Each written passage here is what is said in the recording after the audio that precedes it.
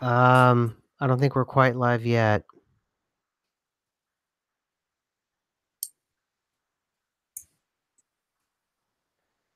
I hit live and oh, here we go. I think we're about to go live.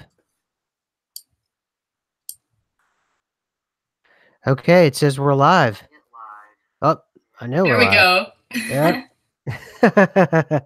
That's one way you know you're really live, right? Okay. Well, it's been yet another insane week, I guess you could say. What what say you?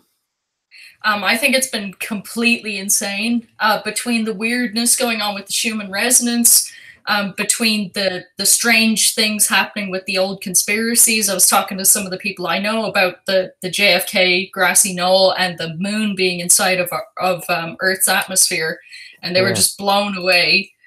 There's been it's just been very very strange, and then that's not even getting into the document that we've been discussing for a while now, and getting into like fractal reality, holographic reality, and how we can kind of think of ourselves more as a dense form of light rather than as a solid material at this point. And yeah, it's just, I'm not sure it could be much wilder, but I don't want to say that in case it takes that as a challenge. Yeah, I mean, at this point, the Mandela effect, I think, is more or less can be relegated to a kind of symptom of these particular fractals in the holographic universe and the holographic reality that we create from our own consciousness. It sounds to me like we were talking about, or like I was explaining, it's a if anybody hasn't seen it, we are different nodes and each node has everything within the ledger, and that ledger is existence, and it's in these shards. But the smaller, or however you want to measure it, it gets more fuzzy. And the theory and the idea that I'm starting to work with is that fuzziness effect comes in, and where we start to notice it. I think one of the more interesting and probably quite frankly frightening things that I'm learning from all of this, the CIA documents and the new DIA, which is the Defense Intelligence Agency, which is kind of an umbrella clandestine agency within the DoD. It sounds to me as if they're more than willing to do experiments on individuals as well as populations, whether they're foreign or domestic. And it sounds to me like, at the time at least, they were having to get permission from the time that I'm reading from 1985. But I'm starting to build an actual, ironically, a linear timeline from the original document that talks about reality being a hologram to the implementation step of it, from that was in 1983 to 1985, and then I'll put together stuff going as far back as 1978. But someone mentioned, I believe it was Dick Diamond, talking about the occult practices of having to be grounded if you're a consciousness, doing more out of body kind of stuff in order to protect yourself whenever you go on one of these clandestine trips, and whenever you triangulate upon a target, and then you move in to gather intelligence or do whatever it is you do. So it's just getting weirder and weirder all the time. For sure. I see some of the people in the chat saying hi, but also saying about reminding us about the giant bees. And there were at this, um, I'm not even sure if I should say species of bees, but there this type of bees that reappeared in Indonesia, and they had been extinct for a long time. Apparently, the last ones had been seen in 1981, and then the last shift that we had there, the bees all reemerged, but they're extraordinarily huge. They're like primordial bees. Like, at least back in the Sag Arm, like where I grew up, they used to talk about, because the temperature of Earth was so different, that a lot of insect life was much much larger then, and it was kind of the size they had projected them being when dinosaurs were around. But at least where I was coming from, there was no insect life that was still that size. Everything had to get smaller. I think it was to do with also the um, com- uh, sorry, what I'm trying to put into words here. Basically, what the different elements in the air, they couldn't breathe it anymore, so they had to get a lot smaller to survive. There was like a couple of different factors as to why they couldn't actually be that size and be alive, and yet here they are. They showed up a few days ago after that last shift, so there must be a lot of different things changing, including the atmosphere. So, and that's interesting too, because if you remember, I think it was Michael or somebody, or at least he was you, me, you, Michael, and a few of us on Twitter were the found footage or the new footage of how exactly bees, well, express themselves physically, if you know what I mean, and it was rather graphic, and it was as if it was human behavior with this sort of reproductive behavior. I mean, do you remember that? Yes, I remember that. There's the weird like bee threads that we had in the MERT, the Mandela Effect Research Team tweets here. They had bees doing Yeah. algebra, giant bees, and then like not safe for work bees. It was Not really strange stuff going on in the bee kingdom right now.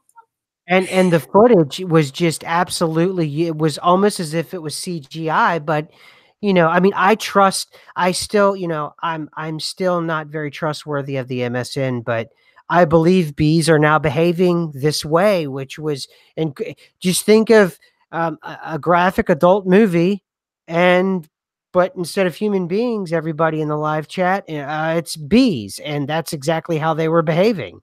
I mean, I was waiting for no, I'm not going to say that. But anyway, it was incredibly wild to see that. But that plays into this bee thing that you're talking about too. I also think what's really interesting is one of the ongoing narratives about bees is that, if bees die off, then we die.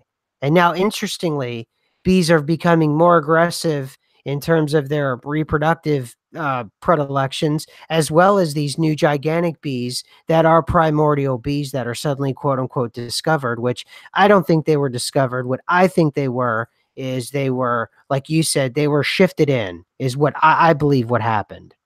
Yeah, there's no way that you missed a bee the size of a bucket flying past you. Right. Yeah. It's not like, oh, we discovered it. There's no way we could have seen it. Like, it's too farcical. The Yep. bees, like, in the diagram showing the size between, a normal bee and these primordial bees, it would be like a bee that's like the size of a man's 11 shoe or something, like compared to a normal bee. So there's just no way that you could miss one of those flying around. We're talking about primordial, giant, ancient bees. And I think it also fits in with how we're seeing creatures, animals, insects, and everything like that being way more human-like, way more conscious in kind of the way they behave and the way they interact. And I've seen that with birds and everything for a while now too. And what's interesting is the humans that are becoming more and more kind of flat. I keep saying over and over, oh, animals have no consciousness, they don't see anything. And I'm like, well, that's completely not true. And now it's even more so not true, because if you look at the way animals behave, or insects, or non-human life behaves here compared to the way that the human life that's supposedly native to here behaves, you'll see a stark difference, and it's not the difference you'd expect to see. No, you're totally right. The behavior of animals is now elevated. I think these shifts, or the raised vibrations, or whatever it is, the impending, or whatever we've gone through, it changed animals as well. I saw this heartbreaking video of a calf being taken away from its mother, and the calf was going to be used as veal, and the mother was crying out desperately and running after the truck that had taken her calf. Now, I haven't been around a lot of farms, but I've been around before, and these cows are acting as if, people are petting them. They're rolling around as if they're Labradors. The same with pigs. It's a lot of different animal behaviors are still kind of the same, but what they are is they've been amplified in terms of us as human beings noticing that they're acting more like we are, and it's very it's exactly what you're saying. I've noticed it too. And in my Twitter feed, I'm getting more and more from different kinds of people tweeting out these kinds of behaviors. Also, too, like there was this one video of this elephant, and I knew elephants had incredibly high IQs, but it was stuck inside of this. I don't know. They have them in LA. They're like these dam things where the water runs through or whatever. I don't know. I don't spend a lot of time in LA, but anyway, it was that kind of situation. Only I think it was somewhere like India or something, and there was an elephant stuck, and they took this rope, chick. It was insane, and they tied tires to it, and the elephant like watched them lower it,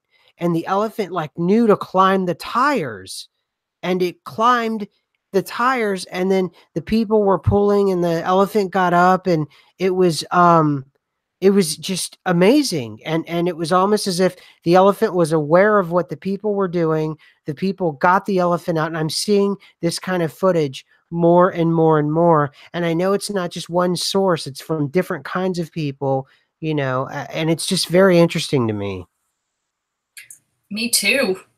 It's just for me, like I always like innately knew that animals do have consciousness and they do have dreams and they do feel pain and all of the things that we feel. I know they're different from human beings, but I believe that they're very much, real creatures. But it's just so much more amplified here.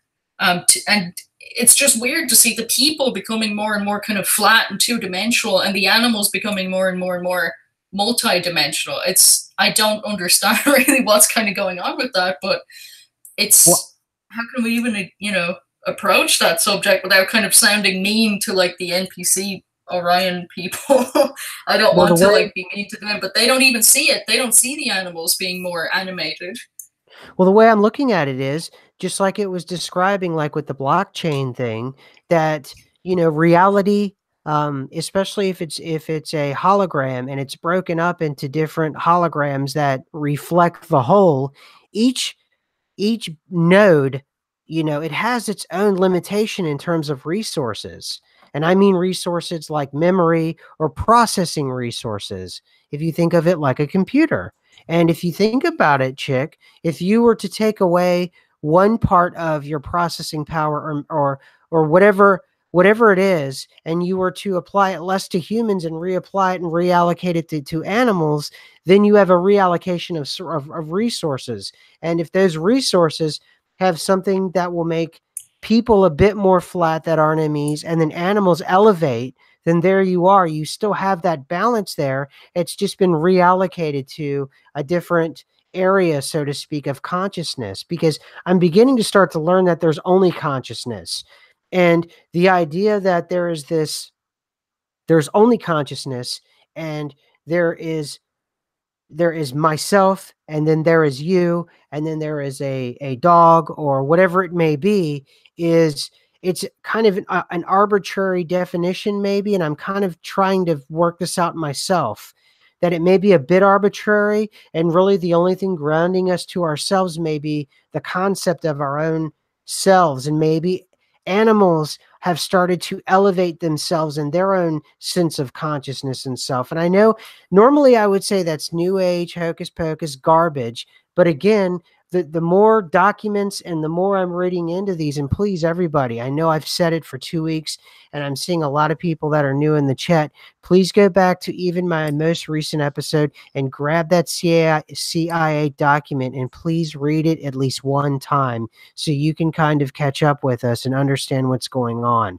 And then go to other channels where it sounded like just new agey kind of, and you can really decipher what's really going on, and then people who don't know what's going on. Because like this most recent episode that people are talking about, did you see the whole Joe Rogan, Alex Jones thing this last week? Yeah, I saw about an hour of it. I didn't get to see the full thing, but a lot of people were saying that it was an interesting one. Yeah, it was interesting, and a lot of the things he said that it didn't resonate with me, but a lot of the things that he talked about, you could see by reading that particular DoD document, the CIA document, it's completely plausible. I'm not saying that I believe it. I'm just saying that it gives you a grounding from which you can spring from and understand better. But I got to tell you, chick, I'm reading this timeline document from the Defense Intelligence Agency. And I'm going to put out all the links that people have been asking for that I got from Buster. And you can see that they further implement system-wide that document that they were learning about with the Monroe Institute. And you can see within 2.5 years or so, from June 83 to December 85, that it effectively has become a part of this particular area of the clandestine defense. It's called the Defense Intelligence Agency, how they do those kinds of, triangulation on a particular target, and they normalize it. So I can only imagine the kind of technology they're using now. I know it's kind of not kind of, but actually very concerning how old the document is, and yet how relevant it is to kind of the usual level of consciousness on the subject. That, it's kind of, it looks like the things that people are discussing today, like the public are, especially the ones that are more in the new age kind of vein of things, but it's not from today. It's from way back in, the early 1980s. So that makes me wonder how far ahead they are now as to what's going on, and will it take like 30 years before the public will catch up again to kind of whatever it is they're discovering, or whatever it is they can do at this point. And the neat thing about it is, I think it was Dick Diamond that brought up the occult aspect of these kinds of things, the concepts of being able to shield and ground yourself as you lift your consciousness or your soul or whatever your belief system is, being able to lift that out of your body and keeping it tethered to the body, because the document does note. And then also this thing called Project Sunstreak, which is from the Defense Intelligence Agency in 85. It warns against, keeping yourself and your consciousness safe from other intelligences that aren't human. And they're out there and they're on this plane, this other dimension, this other plane of existence. And I can only imagine what I imagine by now. And also, too, it talks about here detecting, and I'll read a little bit, detecting and assessing hostile technological capabilities in specific locations. And they're not talking about this dimension. So they're talking about hostile technologies in other dimensions beyond this realm that we're talking about, and being able to zero in on that. So we're talking about a semi-combat situation that is relegated outside of this plane of existence. So we have forces, potentially, at least as of 1985, that are beyond this plane of existence, that are doing things out there. And, it leads you to the idea of, did they break off a fractal that we're all in? And every time there's a shift, are they changing that part of consciousness? Like we're in this, for lack of a better word, prison, and they're changing it. And I'm speculating. I'm absolutely speculating. I am not endorsing this, nor am I saying do anything about this. I'm just saying the shifts that we're seeing could be changes in the ledger, so to speak, of this particular reality, which is still a reflection of the broader reality. But I'm just saying that, this could be, I don't know. I still need to think that through. I've said enough about that. So for now, but they have this new term, photoenergetics. Holy cow. Photoenergetics? What do they mean by that? Okay, I'll tell you.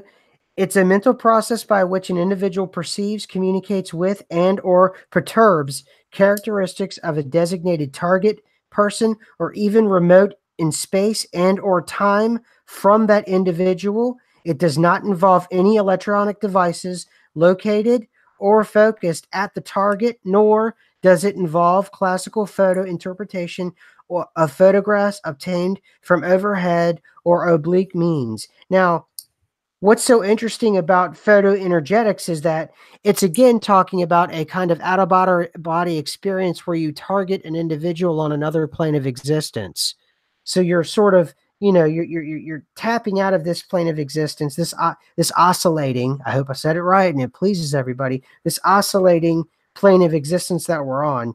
You kind of pop out of that, and then you begin your maneuvers from there. what's so interesting is that it says your designated target, comma, person, comma, or event. So that target is not a person, it's not an event, it's not a place, and it's not a time. So what does that leave? It means a non-person. What's a non-person? That's conscious. I don't know. But they know, and they didn't put it in this document. It's interesting that they didn't put it in the document since the document was classified at the time. Maybe it's for a higher level of classification. Well, and one thing I'm noticing by cross-referencing both documents now that I have like 5 or 6 of these documents, but cross-referencing these two big ones, they mention it over and over again, these non-corporeal intelligences and what to do in case you come across one. And it's like, what is this they're talking about? And obviously, it's going to lend itself depending on your belief systems. Are we talking angels and demons? Are we talking, something? I don't know. I don't know what we're talking about. It does. It actually reminds me of like the little part that I did see of like the Rogan podcast where they were discussing that they had people who were working on, I suppose, whatever the next thing down the line of the Gateway Project was, and that they were getting technologies from these non-human intelligences, and that they had worn out all the usual routes of coming into contact with these things. So instead of ayahuasca, they were stopping their hearts on purpose to try and like force an out-of-body situation so that they could garner some kind of information from these, whatever it is, these intelligences outside of the usual perception. But even in that, they didn't really disclose like who or what are the other entities. There's Right. very little information there about what exactly. They know they can come into contact with something that's non-human, but they don't ever seem to really write down or narrow down exactly what it is that they're getting into there. Maybe they don't care. Maybe they just want whatever edge they can get technologically, and they don't care what they're talking with. Well, Buster's with us, and he has he put in a little icon of an alien. And obviously, yeah, this thing is alien, no doubt. No, I don't know if we're talking about a traditional alien presence like we would think of.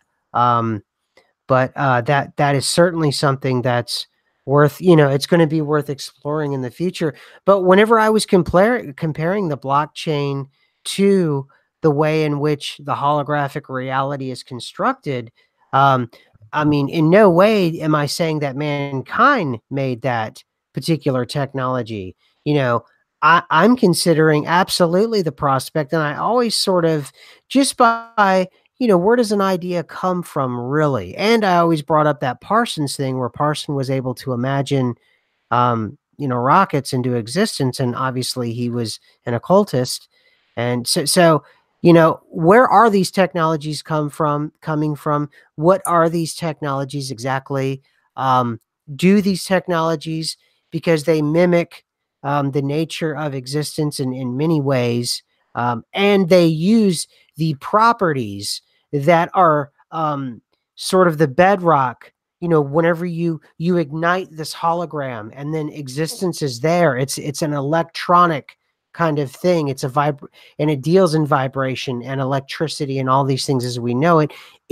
Are we talking about literally these technologies? They're being developed and slowly introduced to us so that our realm not only better talks to or communicates to the other realm, but our realm more reflects the other realm, because no matter what belief system you have, there's always a hierarchy, whether you talk heaven or hell or whatever, even in the Bhagavad Gita and all these other places, they talk about different gods and demigods. There's always a sort of tier system.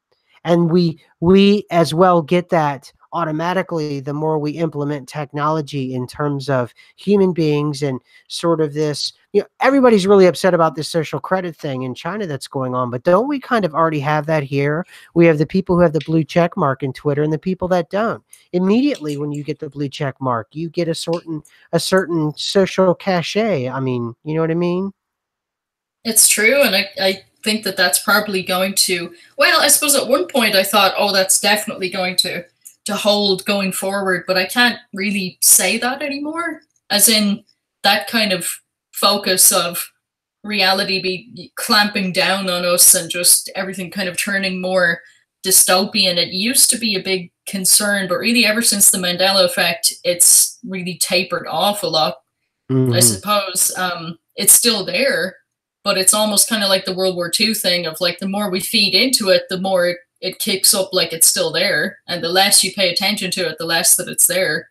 Yeah, which is strange, but that was an experiment in itself that we didn't even mean to be doing. But the more we looked into World War II, the more weird stuff showed up. Right. And then when we didn't really look into it, less weird stuff was showing up. And I noticed here, Blah Blah Tuesday said the Earth is a hologram. For everybody that's new here, including Blah Blah Tuesday, please, I beg you, please, please, please, go back to my last video and listen to the last 4 or 5 videos, or at least pick up that the PDF. It's a link. You can read it for free, or you can print it out for free if you have a printer. And please read the CIA document. And it's not just Earth as a hologram. The existence is a hologram. And that's plainly put by the CIA and the DoD. And hopefully everybody, and yeah, like Bustard says, we're talking about ultimately it's interdimensional beings is what we're talking about.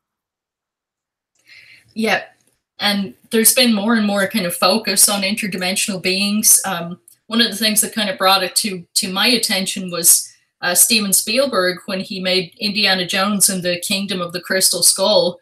And the name of that movie has changed a couple of times since then with the Mandela effect, but I'm sure you guys know what I mean. The 4th movie. Yep. It was all centered around kind of these interdimensional beings. And it didn't kind of go into like, I suppose they kind of made them look what you would consider like some kind of X-Files alien thing, but they could also just be, something spiritual or something, basically a non-human consciousness.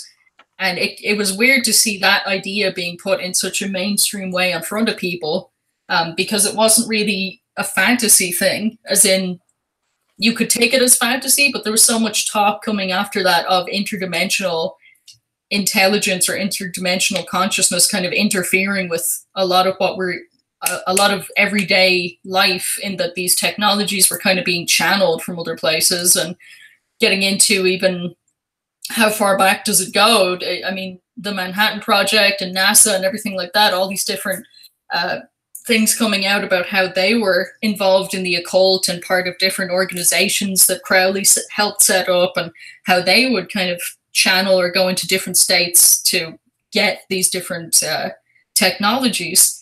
And it was kind of shocking to me because I always thought these guys were, scientists and materialists, and they didn't think about any of that stuff. But that seems to be just a surface level thing. It seems to be when you go past that, all of this higher science stuff ends up being kind of mingled with the, what would you even call it, like extra consciousness bandwidth right here, or I'm not even sure how much to say occult or not occult, because I'm not sure exactly what they were doing or what lengths they were going to. But it seems to be a lot of things are pointing back to this same situation, the kind of parameter between where we are and where these other consciousnesses are. Absolutely. And for people who haven't read this yet, I'm going to read this one little part, and everybody else, please bear with me. It's only going to be about 5 or 6 sentences. But I want to read, Eminem, about Chris Geo. Yeah, he also has a video of, on both Geos have it on Beyond the Veil. But it says here, the consciousness matrix. So this is for everybody that just showed up and has not read the document. I'm just going to read it just a couple Just a couple sentences. The universe is composed of interacting energy fields, some at rest, some in motion. It is, in and of itself, one gigantic hologram of unbelievable complexity. According to the theories of Carl Pribram, a neuroscientist at Stanford University, and David Boehm, a physicist at the University of London, the human mind is also a hologram which attunes itself to the universal hologram by medium of energy exchange, thereby deducing meaning and achieving the state which we all call consciousness. So I hope this entices everyone. And this is, I'm not clickbaiting you. You can go and just click on just one of my videos, get the CIA.gov, go. I have it on Twitter. Just get the download, print it out for yourself and read it for yourself so you can understand what we're talking about. And you know, it now, going back to what you're, yeah, and changing our frequency will directly affect how we perceive the holographic reality. And it is about changing that frequency as long as we're relative to the this holographic reality that we're oscillating inside of. But something that Chick said that's incredibly important, and I think it's a perfect metaphor for what happened to the theory of relativity. They're talking about being able to time travel with this whenever you pop out of this hologram, you see, because this reality and this existence is a hologram. But part of the Monroe Institute's gateway process is popping out that they talk about, and that's getting out of the hologram, so to speak, that you're experiencing right now all around you that you call reality and existence. And they talk about the theory of relativity. Even though you can time travel and move in time outside of this, it's sort of like being in the superposition that I saw, but I was right and I didn't know that I was right. You're outside of that. And everything that's still inside of it applies, like the theory of relativity, which says that you can't break, you're limited with time travel because you can't go faster than the speed of light, versus this is so beyond that. And it's saying that the theory of relativity is not being proved wrong. It's fine, the theory of relativity, as long as you're within the hologram. So all those rules apply. So I see that as kind of a perfect kind of metaphor for what Chick was talking about. As long as people are thinking about this frequency inside of the hologram that they're talking about in the CIA document, all of those things still do apply in terms of them being, quite honest with you, being a reductive materialist. As long as you're talking about the confines of this frequency band that we call this hologram, things like reductive materialism can be argued. Things like whether or not the earth is round and flat are relevant, and they immediately become irrelevant as soon as you get out of that band or that frequency that we call this hologram. So I think that what happens is they're able to supersede or go into that superposition where they're outside of this existence that we're all experiencing right now, and then they're able to come back into it, and then all the normal rules still apply. And then what you do is you get outside of that and you're able to go, okay, we have completely different rules. Just like Newtonian physics won't apply when you're in the vacuum of space. That's actually a perfect like metaphor or parable. It's perfectly just like that. Think of Newtonian physics and then trying to apply dropping an apple or whatever it may be in space. And that's exactly why the theory of relativity works in this holographic reality, and then it doesn't once you leave it. It's sort of like leaving Earth's atmosphere. You're actually leaving this hologram or this reality's atmosphere, and you've gone into outer space or into an outer reality is the kind of the parable that applies here. True. It's like if you are above the game board, then you're not traveling through it. You know what I mean? You don't have to go from point A to point B at beyond the speed of light to break certain rules or anything like that. If you're kind of above the whole situation looking down in a superposition fashion, then you're not in any kind of stream of time. Like if you see time as like a river or something linear, if you're not in the river, if you're above it, you can go to any point that you want. And especially in a superposition situation, it doesn't take any particular amount of time to get from one place to another. And it's not harder to go into the past than the future or the present because all of it's the same. It's not, it's not like one is way to the left and one is way to the right. It's all kind of in the same area. It's just when you're standing on the game board or the chessboard or whatever it is that you want to see, like this holographic reality thing as, when you're standing in it, it's very difficult to traverse around and to see the whole picture and to make sense of what's going on. So I think that when they click out, like they talked about in this document, they're able to escape that confusion. And it's almost like going into a higher dimension and being able to look downwards at the whole situation, or upwards if they're looking at something else, and trying to use that to their advantage for whatever they are targeting or trying to change or trying to influence. Absolutely. And I see this person, Mike Kretmer. He said, BS consciousness is faster than the speed of light to atoms on opposite sides of the universe. You know, we're not even talking about atoms anymore, man. We're not talking about the universe. We're not talking about the speeds of light. We're talking about something completely different. We're talking about clicking out of this existence. So, I mean, you know, he's saying what you're not being told is once the speed of light hits absolute zero, it comes to a complete crawl. It travels about 5 miles per hour. I mean, I don't know, Mike. I just know that once we click out of this perceived hologram, you know, all bets are off. So I think in terms of measurements that we've been allowed to see, I don't think they really apply. I think the concept of the atom more or less is obsolete.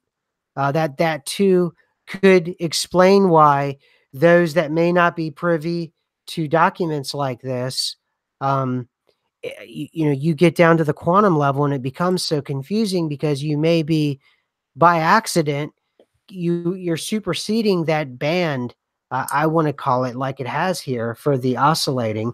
You're superseding that band and you're inadvertently clicking out, you know, perhaps.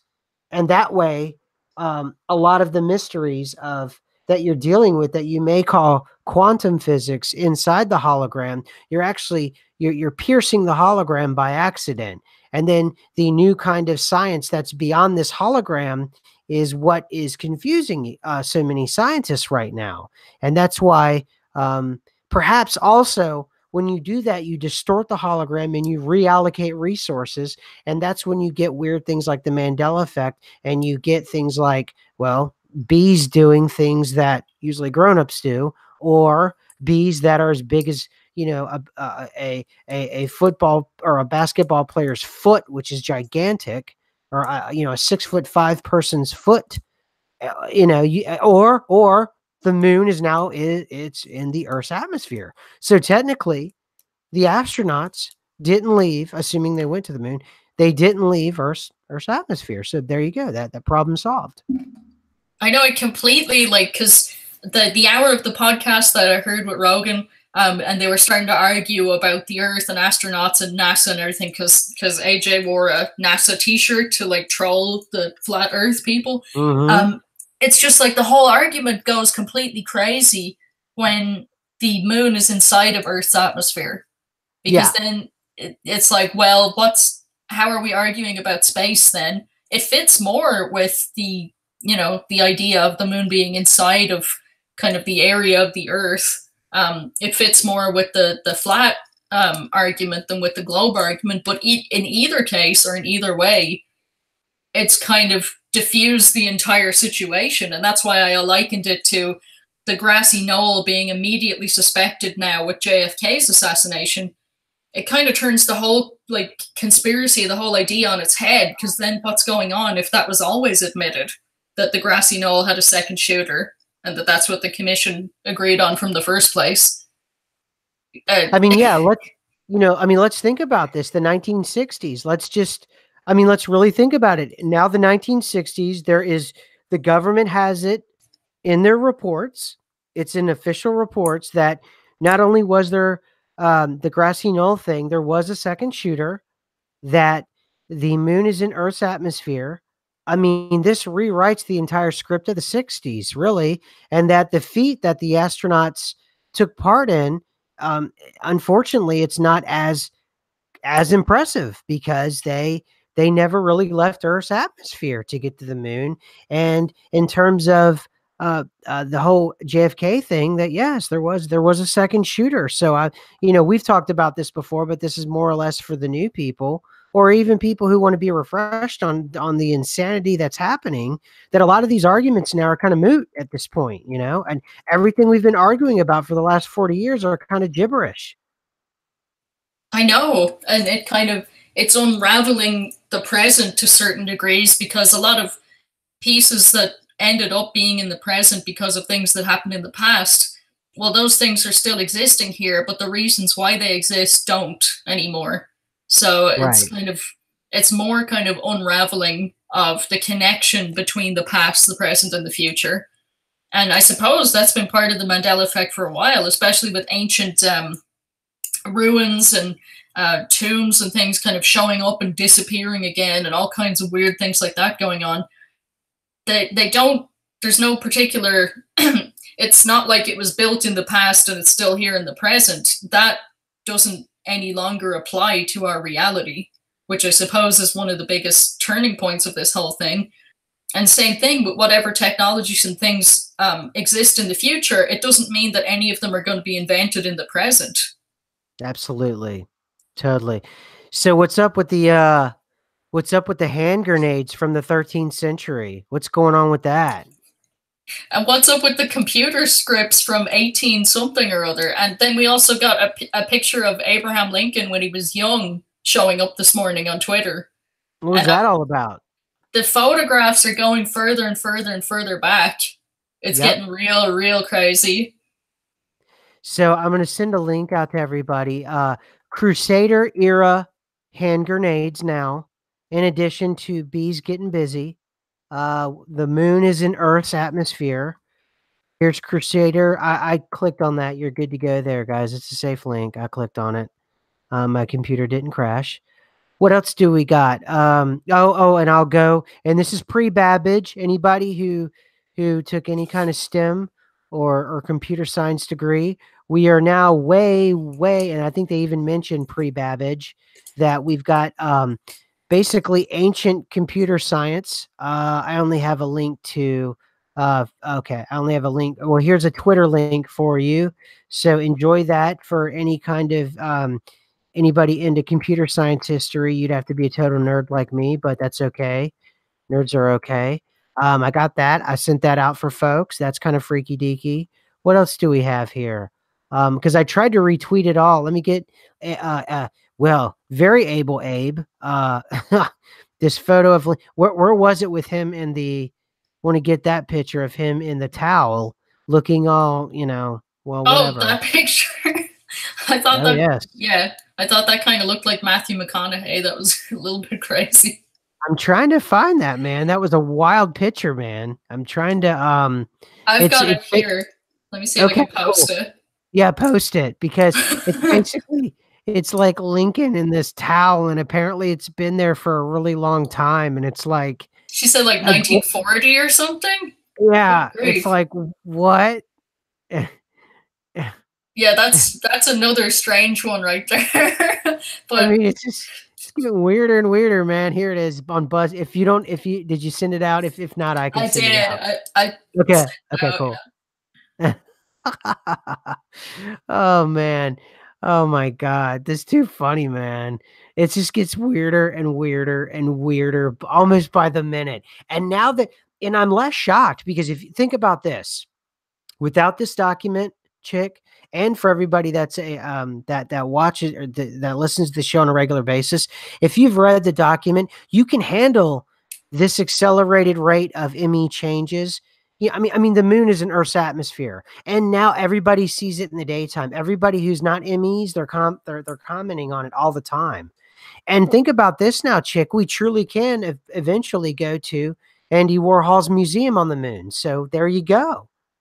Yeah, I mean, especially if it's within the atmosphere, maybe they'll have those Tesla public bus shuttles going up there, just like they've been talking about.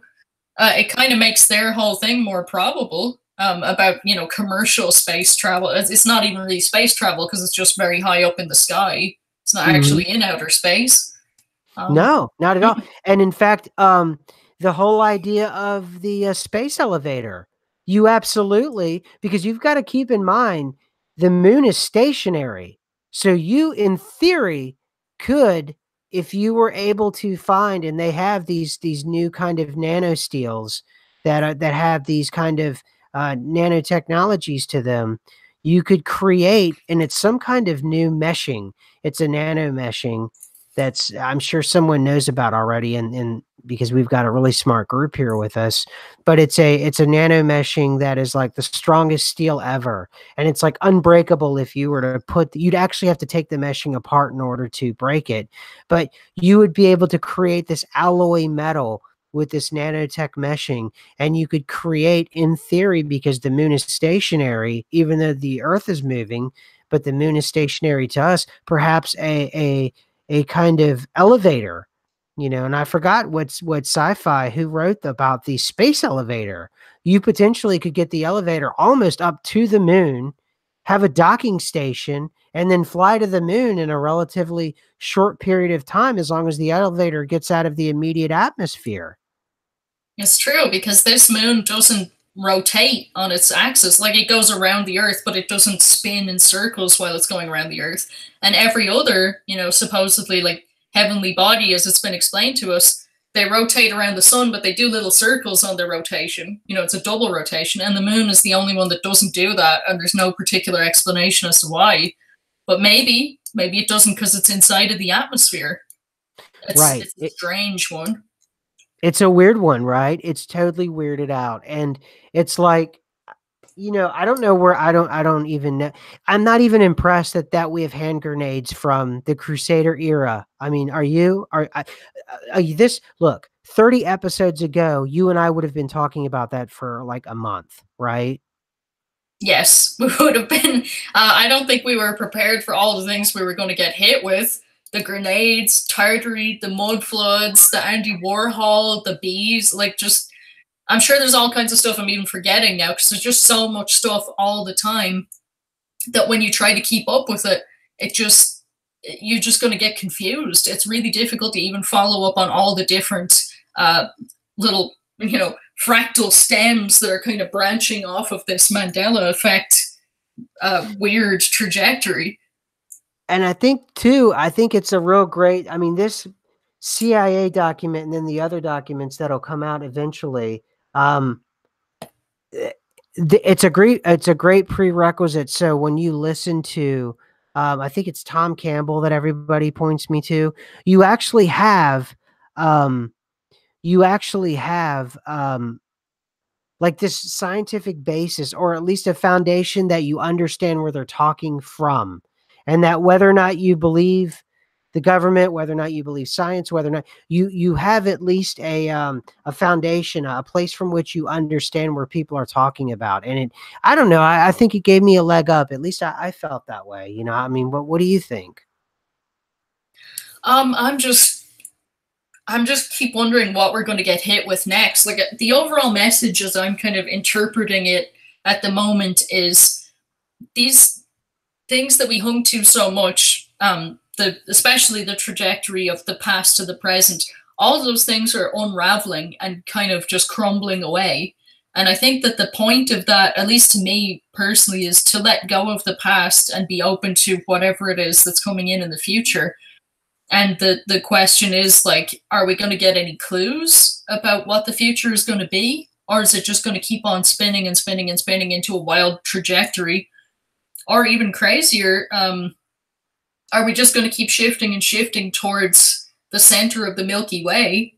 And then at the very center of how far can you shift before everything kind of turns into the beginning again? As in, if we're shifting to the very outside of what this hologram or this place can be, if there's no escaping from it, if it truly is kind of like built as a prison or the inside of a ball or something that you can't actually really get out of without maybe transcending dimensions or turning, you kind of like, how can you get out of this place inside of a body? I'm not sure. A lot of questions, almost theological questions here. But I have definitely been thinking long and hard about, okay, we're on a journey. Where is the journey to? and where, because there is an overall direction that we're going in. And the only clue, like I said before, is letting go of the past, letting go of the Sagittarius arm, and letting go of kind of the expectation of linear time and expecting that everything's going to always be the same as it always was. To some people, that's scary, but to me, I'm kind of like, I feel almost like something's going to be revealed, and I've got this little bit of like excitement and curiosity, like I can't stop watching. What is it that we're going to be shown? I don't know. Yeah, yeah. And I think letting go is probably always one of the best policies because you're really holding on to an illusion. And I knew that even before this hologram. I think it really helps to have some kind of spiritual grounding before you read something like this. I don't really advise this to hardcore atheists or reductive, kind of materialist people. I think that you need some kind of prerequisite and you need to have an understanding that there's something more than just yourself. And I think that, like Buster says, our thoughts and feelings and intentions shape this holographic reality. Therefore, we should pay attention to what it is we focus on. And I think too that's part of it is that because we have so many NPCs inside of this holographic, that makes me think even more that there's only a handful of us that are aware and conscious, like we know we're conscious like human beings, and the NPCs are there to be directed and move around, perhaps because we're in this fractal, we're in a broken piece, a node, a fractal that's by itself. And I believe that if you read the way in which the DoD and the Army was talking about experimenting and clicking out 30 years ago, perhaps they finally figured out a way to break off the hologram. They broke it off. They sent us here. They shifted us here. And now we're here, and they are going to keep making what we call Mandela effect changes or shifts, but it's them actually changing the vibrational frequency of this particular node of existence, this particular hologram. And as it changes, the filler are the NPC. The filler is, everything else that we see around us. And yet, because it still has to maintain the sort of vibrational properties of everything that is reflected within the universe, there still has to be a sense of balance in terms of the resources. So when you have the balance of those resources, they have to go somewhere else. So you take it out of people that are people, as in they're walking around in their filler. They're sort of like background people in a movie, and you apply that then to a cow that may feel like a human, and that it's not just a calf that's being taken from her, that's her child, and the feelings are as deep and as intense as a human being. And when you watch that on Twitter and you feel that, you feel odd because the pain you feel, you normally would feel for a human being if a child is being ripped from a mother's arms, and you know that the mother will never see that child again, and that deep core to the soul kind of pain that you feel for a human, you're now seeing with a cow, and you're going, what is happening? And that could be that the elements of this reality is changing, but that balance still has to remain. That emotion still has to be there. You cannot remove it. All you've done is you've transposed it because it's a hologram from one image and one area to another. And I think we could be possibly inside of one gigantic experiment, perhaps. I mean, I'm obvious this is speculation, obvious. However, from reading this document now at least a dozen times, and then incorporating these other documents that I promise everyone will be made available, I just want to be able to put my own narrative on it. Um, it's clear that something is going on, and that the Mandela effect, I'm now coming to the conclusion that is not originally what I thought it was, nor is this reality, nor is this existence. And I think there's a reason why we are MEs. I think it's more profound than we even thought it was before. And we thought it could be potentially the veil falling. And in a lot of ways, it already did. Yeah, and it things that we couldn't process before. Even if we did see changes, it's almost like you couldn't connect the dots before, and now this point has come, this threshold has come where we can connect the dots, and we are seeing reality, and it is part of what's being revealed to us. And there has to be a reason why we are seeing it and why other people aren't or can't, or there's something maybe vibrationally that's not matching there, that they're just not able to perceive it because they're just not at that point yet. It's very, very complicated, and it's very strange to think about. One thing that I will say, though, that as far as grounding goes, and I don't know how much this applies to anyone else, but I just presume that if there's any, one in the chat that maybe they found this, it's very difficult to, like, and I'm not doing anything wild, but just like to ground yourself, to be less kind of emotional and up in the air. I find it very, very difficult to ground here. Maybe there's a lack of matching frequencies or something going on, but it doesn't really seem to work for me. And a lot of MEs I've spoken to kind of feel the same way, that not doing anything crazy, not clicking out and doing gateway project, nothing like that, just like literally just being awake in your everyday life, trying to feel more grounded and more centered, more calm. It's very difficult to ground into this place here. And when you try and ground into the frequency of like the Sagittarius arm, you can't really do that. You can only hold on for a minute, and then it's kind of like that connection is forcibly shut off. So a lot of people kind of feel this almost like floating sensation, or like they don't have much feeling in their feet, like they can't connect to the earth here. And maybe the earth here isn't real. Maybe it's a hologram, and maybe that's why. Or maybe we don't match the frequency bandwidth here, so we can't connect to it. Because we're not from here. We weren't born here. This isn't our place whatsoever. For some weirdness, for some reason, we're allowed to exist here, even though we don't match with other people here, and we don't match this place here. And the harmony, I presume, of this place is that, all human beings would be in kind of whatever the Orion bandwidth frequency of consciousness is, and therefore there would be harmony. But when you plonk a whole bunch of people from the Sagittarius arm in here, and they don't really change, they're still like Sagittarius people, just kind of in Orion bodies, it must create some kind of imbalance in that whole equation. It must make the coding of the hologram more complex or more errored, or, my mind kind of starts spinning off in different directions about what is happening to this place because there's so many of us here. And is it a good or bad imbalance going on in that system? Mm-hmm. Absolutely. I think that was very, very well put.